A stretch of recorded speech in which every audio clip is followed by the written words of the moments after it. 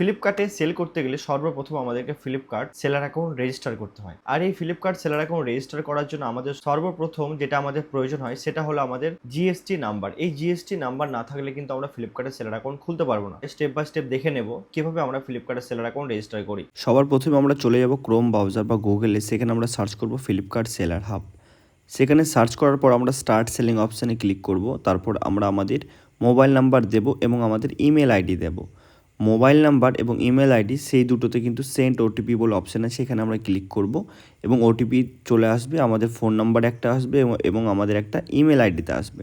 দুটো ওটিপিকে আমরা এখানে বসিয়ে দেবো, প্রথমে ফোন নাম্বারে, তারপর হচ্ছে ইমেল আইডির ওটিপিগুলো আমরা বসিয়ে দেবো। তারপর ক্রিয়েট পাসওয়ার্ড বলে একটা অপশান আসবে, এখানে আমরা পাসওয়ার্ডটা তৈরি করব। যেটা প্রথমে পাসওয়ার্ড দেবো সেটাই কিন্তু আমরা নিচেও দেবো। তারপর রেজিস্টার অ্যান্ড কন্টিনিউ অপশানে ক্লিক করব।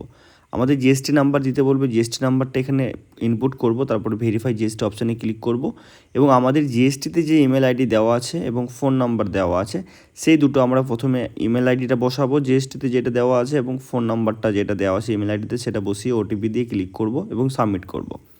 তারপর ড্র সিগনেচার অপশান আছে, এখানে দেখতে পাচ্ছ, এখানে ড্র সিগনেচার অপশানে ক্লিক করবে তোমরা।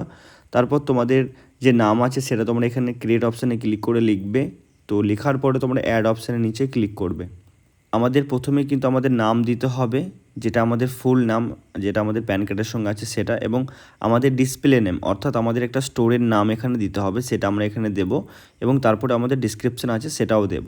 তারপর নিচের দিকে দেখতে পারবে তোমরা পিক আপ লোকেশন, সেখানে তোমরা তোমাদের পিক আপ লোকেশন, তোমাদের যে পিনকোড আছে সেটা সার্চ করবে এবং নিচে যে তোমাদের গ্রামের নাম দেখাবে সেটা তোমরা ক্লিক করবে। ক্লিক করার পর তোমরা নিচের দিকে দেখতে পাবে ডান বলে একটা অপশান আছে, সেখানে ক্লিক করবে। তারপর তোমরা তোমাদের অ্যাড্রেস বা যে জায়গা আছে পিক আপ যেখান থেকে করবে সেই জায়গাটা তোমরা এখানে লিখে দেবে ভালোভাবে, সব কিছু ঠিকঠাক করে, যেমন ডেলিভারি করে সেম কিন্তু এরকম অ্যাড্রেস তোমরা লিখে দেবে। তারপরে সেভ করবে। সেভ করার পরে তোমাদের যে ব্যাঙ্ক অ্যাকাউন্ট নাম্বার আছে দেখতে পাচ্ছ, প্রথমে তোমাদের ব্যাঙ্কের অ্যাকাউন্ট নাম্বার দেবে এবং তোমরা তোমাদের ব্যাঙ্কের আইএফসি কোড, তোমাদের জিএসটিতে যে নাম্বারটা দেওয়া থাকবে সেই ব্যাঙ্ক অ্যাকাউন্টটাই কিন্তু এখানে দিতে হবে। তারপর তোমাদের ব্যাঙ্কে এখানে কোনো একটা টাকা তোমাদের ফ্লিপকার্ট থেকে 2 টাকা হোক বা 1 টাকা হোক বা 2 টাকা 10 পয়সা হোক বা 1 টাকা 10 পয়সা হোক, যেটাই তোমাদেরকে মেসেজ করে পাঠাবে ফ্লিপকার্ট থেকে সেটা তোমরা এখানে টাইপ করবে।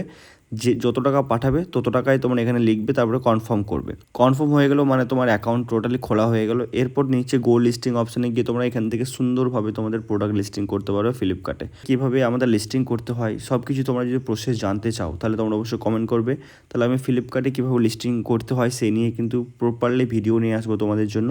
তাহলে অবশ্যই তোমরা ফ্লিপকার্টের সেলার অ্যাকাউন্ট আমরা দেখে নিলাম, এবং আমাদের ফ্লিপকার্টের সেলার অ্যাকাউন্ট হওয়ার পর আমরা লিস্টিং কীভাবে করব, প্রোডাক্ট কীভাবে আপলোড করব, তো এগুলো যদি তোমরা জানতে চাও, এই ভিডিও তোমরা যদি পেতে চাও, তাহলে অবশ্যই তোমরা কমেন্টস বক্সে কমেন্টে লিখো, তাহলে আমি অবশ্যই তোমাদের জন্য কিন্তু ভিডিও নিয়ে আসবো। আর ভিডিওটি ভালো লাগলে অবশ্যই তোমরা লাইকস, কমেন্টস এবং শেয়ারস করবে তোমাদের বন্ধুদের সঙ্গে বা যারা ই কমার্স বিজনেস করতে চাইছে, জানতে চাইছে তাদের জন্য। ভালো থাকবে, পরবর্তী ভিডিওতে আবার দেখা হবে। Bye bye.